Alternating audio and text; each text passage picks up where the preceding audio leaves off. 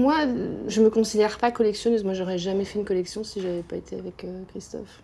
Pour moi, c'est une histoire d'amour. C'est la question chapeau de qu'est-ce qu'on fait avec le budget ou le maigre ou l'énorme argent avec lequel on Exactement, de vit. toute façon, c'est pas... C'est vrai que j'ai acheté des trucs, j'aurais pu placer ça pour les études des enfants, quoi. Je pense que je disparais de ta vie, tu continues à collectionner. Oui, par contre, ouais. J'ai pas du tout envie que tu disparais de ma vie. Je pense qu'on a des goûts communs, mais en tout cas, notre background est nourri de choses complètement différentes. J'ai toujours eu un rapport à l'exclusivité. J'habitais à Biarritz et je faisais venir mes Doc Martens de Londres. À l'école, j'étais le seul à avoir une boucle d'oreille. J'ai un rapport aussi à l'idée de la collection et de l'art dans le troc. J'ai fait un bouquin pour John Wan, il m'a offert une œuvre. J'ai travaillé pour Magnum et j'ai dealé des honoraires avec des tirages. Après, il y a un truc ici, c'est les toilettes. C'est-à-dire que les toilettes, t'as plein de trucs. Tu veux voir les toilettes ?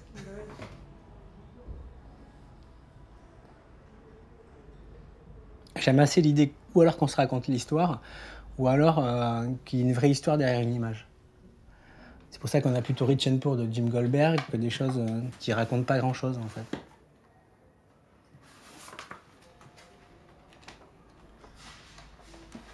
Ça, c'est un livre que j'adore. Je trouve que c'est d'une humanité absolue. Jim, en fait, c'est un photographe en fait, qui est assez conceptuel et son premier livre, c'est Raised by Wolf. Et le livre est quand même super dément. Il a passé un an avec une jeune fille de 13 ans qui était partie de chez elle et qui refusait la société de consommation. Il a ce rapport à la photo, à l'écriture, au sens que ça donne. C'est lui qui fait toujours écrire. En fait, ses écritures, ce n'est jamais les siennes.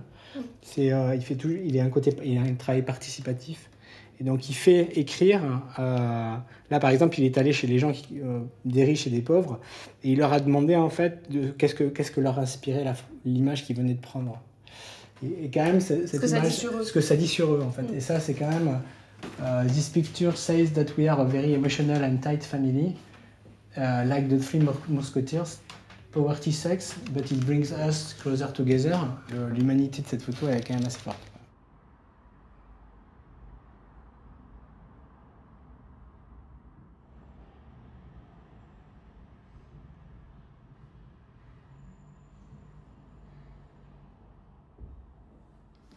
Tu peux regarder la tarte, darling, parce que j'ai arrêté, mais... Ah, t'as arrêté ? Je sais pas, je voulais vous réduire. Ah oui, t'as eu raison d'arrêter.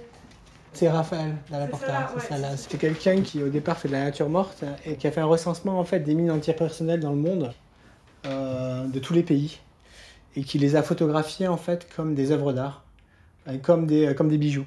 Et la légende, en fait, il a voulu que la légende, en fait, soit, le cartel soit ce que ça fait, quels sont les dégâts que ça peut procurer. Et voilà, c'est quelqu'un que j'ai rencontré et j'ai trouvé son travail quand même assez intéressant. Il y a une dimension, le côté répertoriel qu'il a toujours, sur lequel il travaille.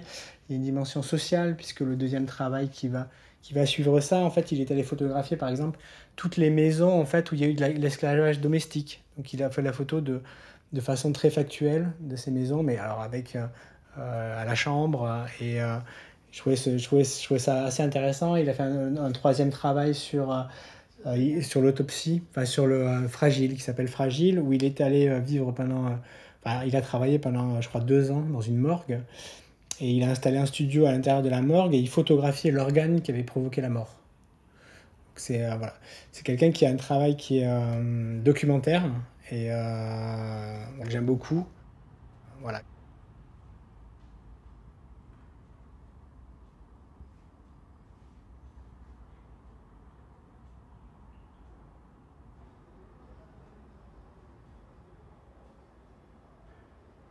C'est une image de Simon Norfolk de 2011 où il a travaillé sur l'Afghanistan et il a fait une sorte d'hommage à un travail du passé qui vient de John Burke, qui était un des premiers à initier le photojournalisme où, pendant l'invasion anglo-saxonne de l'Afghanistan aux alentours de 1878, il a fait un état des lieux de cette invasion.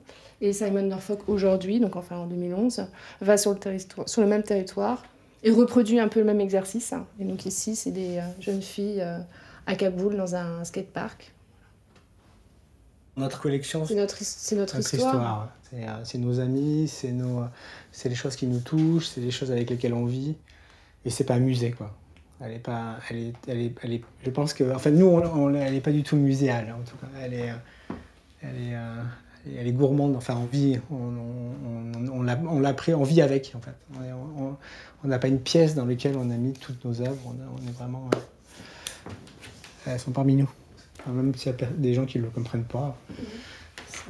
Je reste toujours frustrée de mon grand format, mais il y a encore. Mais un grand appartement pour grand format. Plus grand. Mais bon, ça c'est compliqué. Moi aussi j'adorerais. Un jour, peut-être.